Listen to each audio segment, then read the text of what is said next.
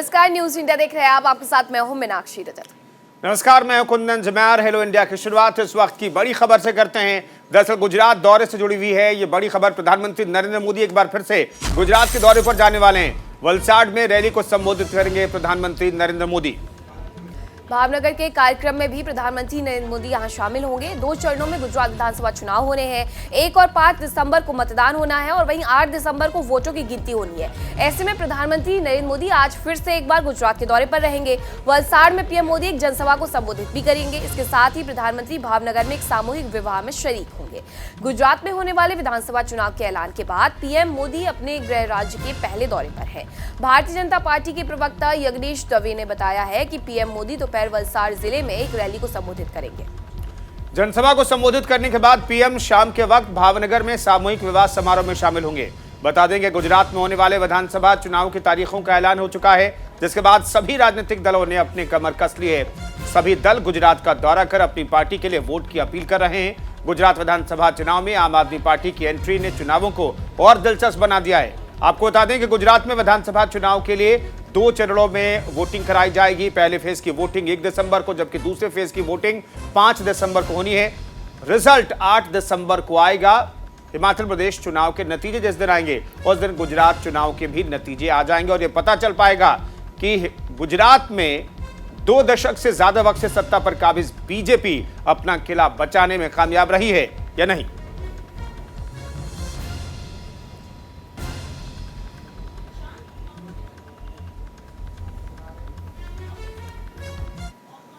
एक और बड़ी खबर आपको बताते हैं। गुजरात में विधानसभा चुनाव की तैयारियां तेज हो गई है। गुजरात के दौरे पर महाराष्ट्र के डिप्टी सीएम फडणवीस पहुंचने वाले हैं। चुनावी जनसभाओं को संबोधित करेंगे फडणवीस। मनसुख मांडविया और भूपेंद्र पटेल भी रैली करेंगे। सीआर पाटिल, डॉक्टर भारती बेन करेंगी चुनावी सभा। गुजरात विधानसभा चुनाव की तारीखों के ऐलान के साथ ही सभी पार्टियों ने पूरी ताकत झोंक दी है और चुनाव जीतने के लिए एड़ी चोटी का जोर लगा दिया है। सभी पार्टियों के स्टार प्रचारक चुनावी मैदान में उतरकर अपने अपने उम्मीदवारों के लिए वोट मांग रहे हैं। गुजरात में पीएम मोदी की रैली के अलावा महाराष्ट्र के डिप्टी सीएम देवेंद्र फडणवीस, केंद्रीय मंत्री मनसुख मांडविया, गुजरात के मुख्यमंत्री भूपेंद्र पटेल, प्रदेश अध्यक्ष सीआर पाटिल और भावनगर से सांसद डॉक्टर भारती बेन शियाल गुजरात में चुनावी रैलियों को संबोधित करेंगे। साथ ही अपनी पार्टी के उम्मीदवारों के लिए वोट मांगेंगे। तो गुजरात में विधानसभा चुनावों की तारीखों के ऐलान के बाद ही चुनावी हलचल और तेज हो गई है। लगातार नेता यहां पहुंच रहे हैं, चुनावी जनसभाओं को भी संबोधित कर रहे हैं और ऐसे में आज महाराष्ट्र के उप मुख्यमंत्री देवेंद्र फडणवीस भी पहुंचने वाले हैं। जनसभा को वो भी संबोधित करेंगे। साथ ही मनसुख मांडविया भी मौजूद रहेंगे। गुजरात के सीएम भूपेंद्र पटेल भी मौजूद रहने वाले हैं और ये चुनावी जनसभा को यहां संबोधित करते हुए नजर आएंगे।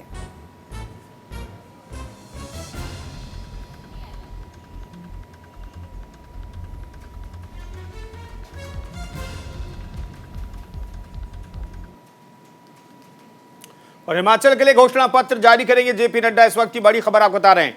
पुरानी पेंशन बहाली पर भी ट्रम्प कार्ड खेल सकती है बीजेपी। बीजेपी के मैनिफेस्टो में युवाओं के लिए बड़े ऐलान संभव होंगे। जेपी नड्डा के साथ ही शिमला में कई नेता मौजूद रहेंगे जब यह कार्यक्रम होगा। दोपहर 2:30 बजे जारी करेंगे घोषणा पत्र। बिल्कुल, तो 12 नवंबर को हिमाचल में विधानसभा चुनाव होने हैं। हिमाचल विधानसभा चुनाव 2022 के लिए बीजेपी आज अपना घोषणा पत्र जारी करने जा रही है। पार्टी के राष्ट्रीय अध्यक्ष जेपी नड्डा इसे शिमला से लॉन्च करेंगे। संभावना है कि बीजेपी गले की फांस बन चुके ओपीएस पर ट्रम्प कार्ड खेल सकती है। साथ ही चुनाव के मद्देनजर पार्टी के घोषणा पत्र में लोक लुभावने वादे भी शामिल हो सकते हैं। इस घोषणा पत्र पर न केवल हर वर्ग की नजर रहेगी बल्कि कर्मचारी भी घोषणा पत्र का बेसब्री से इंतजार कर रहे हैं। कर्मचारियों को अपने पक्ष में करने के लिए बीजेपी के पास केवल एक ओपीएस का ही मुद्दा है। घोषणा पत्र को हर वर्ग को ध्यान में रखकर तैयार किया गया। यह दावा किया गया है ओल्ड पेंशन स्कीम पर कर्मचारियों के बढ़ते दबाव और कांग्रेस की खुली घोषणा के बाद हरकत में आई बीजेपी इस पर अपना दांव खेल सकती है।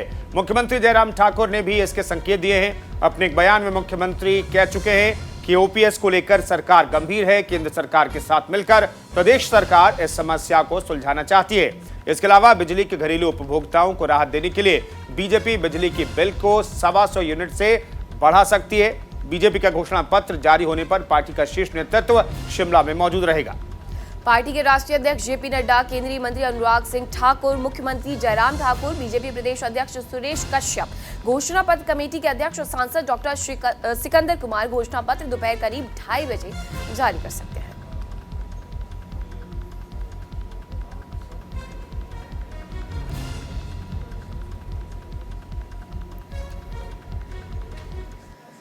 और हिमाचल चुनाव से जुड़ी एक और बड़ी खबर आपको बता दें, जहां हिमाचल के दौरे पर गृह मंत्री अमित शाह रहने वाले हैं। नगरोटा, जसवा, परागपुर और ऊना में चुनावी जनसभा को संबोधित करेंगे। बीजेपी के कार्यकर्ताओं के साथ बैठक भी करेंगे। वहीं 200 जगहों पर जनसंपर्क अभियान भी भारतीय जनता पार्टी चलाएगी। तो जैसे जैसे हिमाचल प्रदेश के विधानसभा चुनाव नजदीक आ रहे हैं, वैसे वैसे राजनीतिक दलों की रैलियां तेज हो रही हैं। बीजेपी के स्टार प्रचारकों की लिस्ट में शामिल गृह मंत्री अमित शाह एक बार फिर हिमाचल प्रदेश के दौरे पर हैं। अपने कार्यक्रम के मुताबिक अमित शाह कांगड़ा जिले के नगरोटा में हनुमान मंदिर दर्शन के बाद यहां पर आयोजित एक जनसभा को संबोधित करेंगे। उसके बाद शाह कांगड़ा के जसवा, परागपुर और ऊना में रैलियों को संबोधित करेंगे। वे अपनी जनसभाओं को संबोधित करने के बाद गृह मंत्री जनसंपर्क अभियान में भी शामिल होंगे। आपको बता दें कि भारतीय जनता पार्टी हिमाचल प्रदेश की 200 जगहों पर जनसंपर्क अभियान चला रही है। इसके साथ ही अमित शाह ऊना जिले के 5 विधानसभा क्षेत्रों के वरिष्ठ कार्यकर्ताओं के साथ बैठक भी करेंगे।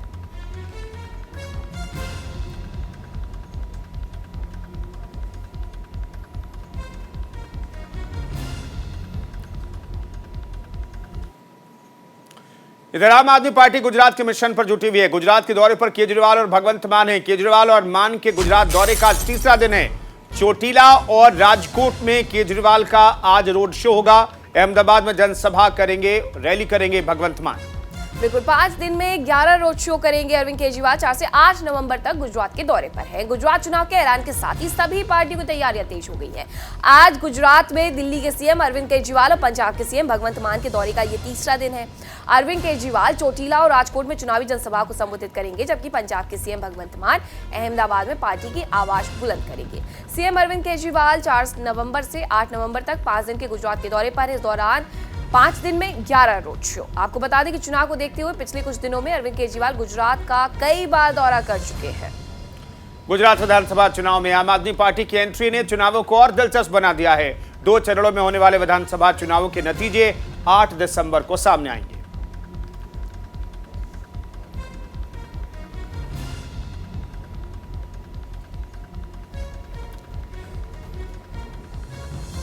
दिल्ली के मुख्यमंत्री और पंजाब के मुख्यमंत्री गुजरात के दौरे पर हैं। 5 दिनों का ये गुजरात दौरा। आज अलग अलग जगहों पर दोनों प्रदेशों के मुख्यमंत्री आम आदमी पार्टी की आवाज बुलंद करेंगे। गुजरात चुनाव में आम आदमी पार्टी के उम्मीदवारों के लिए वोट की अपील करेंगे।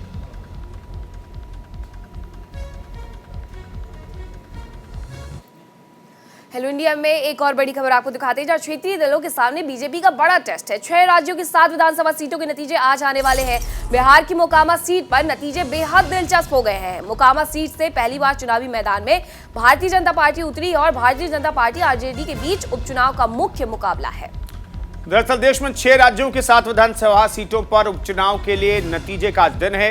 इसके लिए सभी जगहों पर तैयारियां पूरी कर ली गई हैं। उत्तर प्रदेश की गोला गोकर्णनाथ, बिहार की मोकामा और गोपालगंज की सीट है। महाराष्ट्र की अंधेरी ईस्ट, तेलंगाना की मुनुगोडे, ओडिशा की धामनगर और हरियाणा की आदमपुर विधानसभा सीटों पर गुरुवार को वोटिंग कराई गई थी। इन सीटों पर बीजेपी और विपक्षी पार्टियों के बीच कड़ा मुकाबला देखने को मिल सकता है। जिन 7 विधानसभा सीटों पर उपचुनाव हुआ है, उनमें से 6 सीटें विधायकों के निधन के बाद खाली हुई थी, जबकि तेलंगाना की मनुगोडे सीट कांग्रेस विधायक के बीजेपी में शामिल होने के बाद खाली हुई थी। इन सभी 7 सीटों में से 3 पर बीजेपी, 2 पर कांग्रेस और एक सीट पर आरजेडी और उद्धव ठाकरे गुट की पार्टी का कब्जा था। गोला गोकर्णनाथ सीट लखीमपुर खीरी जिले में है। इस सीट से मार्च में बीजेपी के विधायक अरविंद गिरी चुने गए थे। उनके निधन के बाद से ये सीट खाली हो गई थी। इस सीट पर समाजवादी पार्टी और बीजेपी के बीच प्रतिष्ठा की लड़ाई मानी जा रही है। उपचुनाव में बीएसपी और कांग्रेस ने उम्मीदवार नहीं उतारे हैं, इसलिए सीधा मुकाबला बीजेपी और समाजवादी पार्टी के बीच ही है।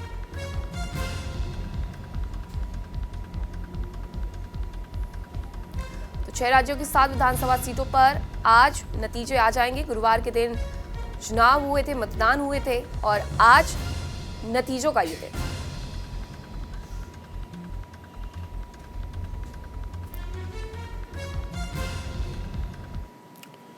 इधर हिमाचल प्रदेश में मायावती की भी एंट्री हो गई है। बद्दी में आज चुनावी रैली को संबोधित करेंगी मायावती। 68 में से 55 सीटों पर बीएसपी ने उम्मीदवार उतारे हैं।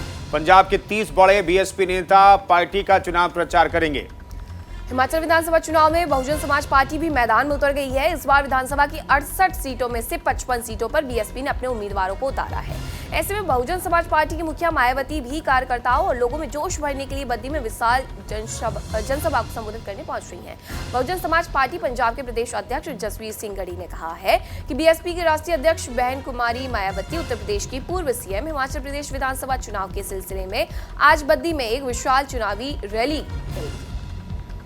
मायावती की रैली की तैयारियां पूरी कर ली गई हैं। अहम जिम्मेदारी पंजाब राज्य को दी गई थी तैयारियों को लेकर के, जिसके तहत पंजाब के नेतृत्व से गंभीर चर्चा के बाद जिम्मेदारियों का बंटवारा किया गया। इस मौके पर प्रदेश प्रभारी रणधीर सिंह बेनीवाल ने बताया कि पंजाब बहुजन समाज पार्टी के कामकाज को देखने वाले पंजाब से बीएसपी नेतृत्व के 30 बड़े चेहरों को स्टार प्रचारक के तौर पर चुना गया है, जिसके तहत प्रदेश अध्यक्ष सरदार जसवीर सिंह गढ़ी, विधायक और प्रभारी डॉक्टर नचतर पाल, प्रदेश प्रभारी अजीत सिंह भैनी समेत कई पदाधिकारियों को जिम्मेदारी सौंपी गई है।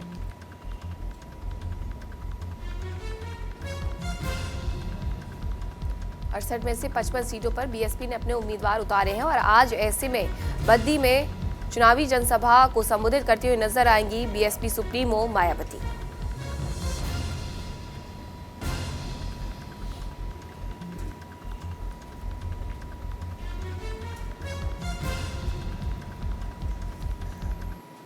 T20 वर्ल्ड कप से जुड़ी बड़ी खबर आपको बताते हैं। आज भारत का जिम्बाब्वे से मुकाबला है। भारत जिम्बाब्वे के बीच एमसीजी में ये मैच होने वाला है। दोपहर 1:30 बजे शुरू होगा ये मुकाबला। वहीं जीत दिलाएगी भारत को सेमीफाइनल का टिकट। पॉइंट्स टेबल में नंबर 1 पर भारत। तो भारतीय क्रिकेट टीम का आज T20 वर्ल्ड कप में चौथा और अहम मुकाबला है। टीम इंडिया सुपर संडे के दिन जिम्बाब्वे से भिड़ेगी। दोनों टीमों के बीच ये मैच मेलबर्न क्रिकेट ग्राउंड में खेला जाएगा। मुकाबला भारतीय समय अनुसार दोपहर 1:30 बजे शुरू होगा। टेबल टॉपर होने के बावजूद भारतीय टीम के लिए यह मुकाबला बेहद अहम है। टीम इंडिया फिलहाल 4 में से 3 मैच जीतकर 6 अंकों के साथ ग्रुप 2 के पॉइंट टेबल में नंबर 1 पर काबिज है। अगर आज भारत जिम्बाब्वे को हराता है तो वो वर्ल्ड कप के सेमीफाइनल में पहुंच जाएगा। वहीं अगर भारतीय टीम आज बड़े उलटफेर का शिकार होती है तो उसे सेमीफाइनल के टिकट के लिए पाकिस्तान और साउथ अफ्रीका पर निर्भर रहना पड़ेगा। पाकिस्तान और साउथ अफ्रीका का भी आज आखिरी ग्रुप मैच है। अगर टीम इंडिया मैच जीत लेती है तो वो सेमीफाइनल के लिए क्वालिफाई कर जाएगी। लेकिन अगर भारतीय टीम हार जाती है और पाकिस्तान और साउथ अफ्रीका दोनों टीमें अपने अपने मैच जीत लेती है तो भारत की उम्मीदों पर पानी फिर जाएगा और वो टूर्नामेंट से बाहर भी हो जाएगी। भारत के हारने की स्थिति में पाकिस्तान या साउथ अफ्रीका दोनों में से किसी एक का हारना जरूरी है, तभी भारतीय टीम सेमीफाइनल में पहुंच पाएगी। आपको बता दें कि भारत और जिम्बाब्वे के बीच अब तक 7 T20 इंटरनेशनल मुकाबले हुए हैं, जिसमें से 5 भारत ने जीते हैं, जबकि 2 मैच जिम्बाब्वे ने अपने नाम किए हैं। भारतीय टीम पिछले मैच में बांग्लादेश को हरा दिया था, जबकि जिम्बाब्वे नीदरलैंड से हार कर आ रहा है। जिम्बाब्वे के वर्ल्ड कप का सफर लगभग खत्म हो चुका है। ऐसे में वो भारत को हराकर बड़ा अपसेट करना चाहेगा, लेकिन भारतीय टीम जीत के साथ सेमीफाइनल में पहुंचना चाहेगी।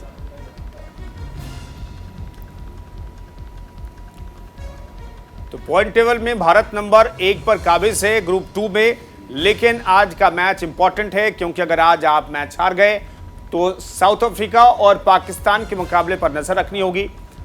उसके नतीजों का असर भारतीय टीम पर पड़ सकता है।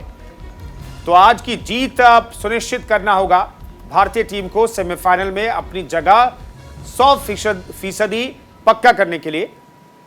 1:30 बजे से यह मुकाबला खेला जाएगा एमसीजी में।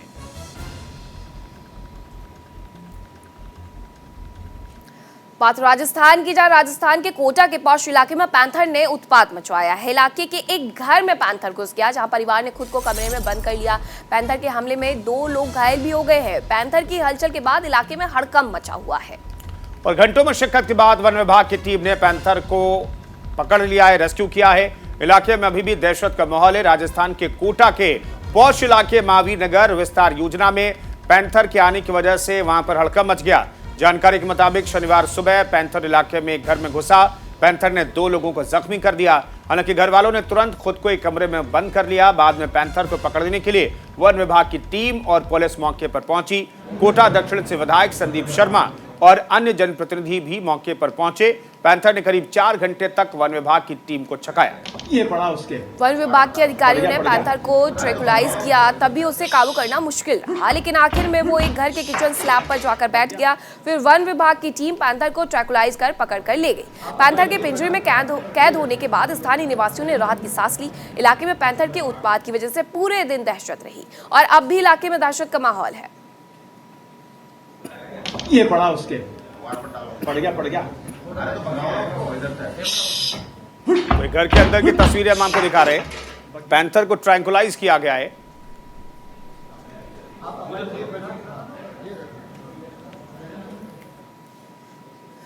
और अब खबर बिहार के नवादा से, जहां गुरु शिष्य के रिश्ते को तार तार करने वाला मामला सामने आया है। मामला शिक्षा के मंदिर में दुष्कर्म का है। नवादा के एक कोचिंग संस्थान में एक शिक्षक ने नाबालिग छात्रा से दुष्कर्म की वारदात को अंजाम दिया है।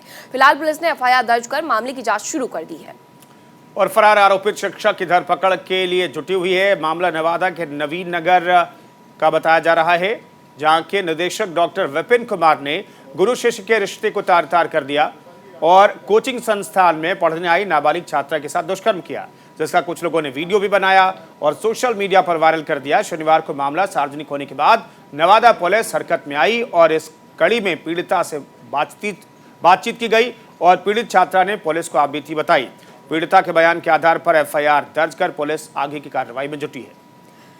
पीड़िता ने बताया है कि कोचिंग संस्थान में दुष्कर्म किया गया। आपत्तिजनक वीडियो भी सोशल मीडिया पर वायरल किया गया, जिसके बाद शिक्षा महकमा भी सख्ते में आ गया। शिक्षक ने जिस तरीके से रिश्ते को तार तार किया, उसके बाद एफआईआर दर्ज की गई है और पीड़ित छात्रा का बयान भी दर्ज किया गया है।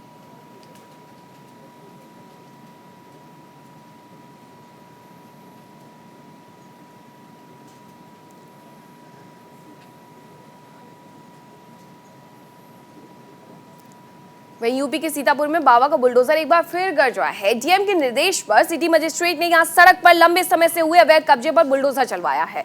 सड़क पर अवैध तरीके से बनाई गई दुकानों को बुलडोजर से गिराया गया है। अतिक्रमण हटाया ही जा रहा था कि मौके पर नगर विकास राज्य मंत्री राकेश राठौर गुरु आनंद फानन में यहाँ पहुंच गए, अपनी ही सरकार के खिलाफ खड़े हुए दिखाई दिए।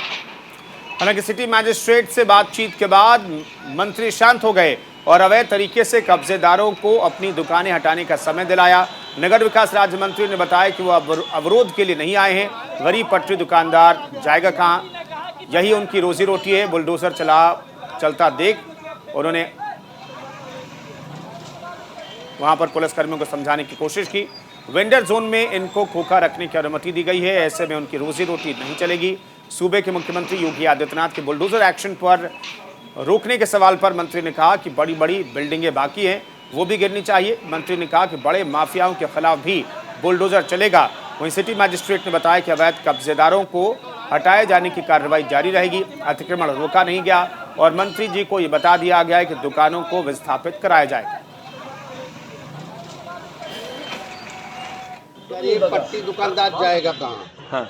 और ये जाएगा कहाँ? यही इनकी रोजी रोटी है। 10,000 12,000 खोखा होता है। हाँ। अब इन पर बिल्डोजर चला दे के खोखा खत्म हो जाएगा, इनकी रोजी रोटी चली जाएगी। तो इनको जोन बनी है, अपनी जोन पे जहाँ इनको यो साहब ने कह दिया और वही जगह इनको उपलब्ध हो जाएगी। इनकी रोजी रोटी नहीं जाएगी, क्योंकि जिंदगी में हम भी खोखे से आए। दर्द है बाबा की बुलडोजर इस पे क्या चले? अभी बड़ी बड़ी बिल्डिंगें लगी हैं। हाँ। बिल्डिंगें पे गिरना चाहिए। रुकने की कार्रवाई नहीं की गई है। मंत्री जी को जनता के द्वारा अवगत कराया गया था, तो उनकी समस्याओं से उन्होंने अवगत कराया है। जिन दुकानों को हटाया जा रहा है उसके क्रम में इन्हें विस्थापित करा दिया जाए, जिसके लिए पालिका को निर्देशित किया गया है। जो भी अवैध दुकानें यहाँ से हटाई जाएंगी, उन्हें वेंडिंग जोन पर निर्धारित प्रक्रिया के अनुसार दुकान का आवंटन कर दिया।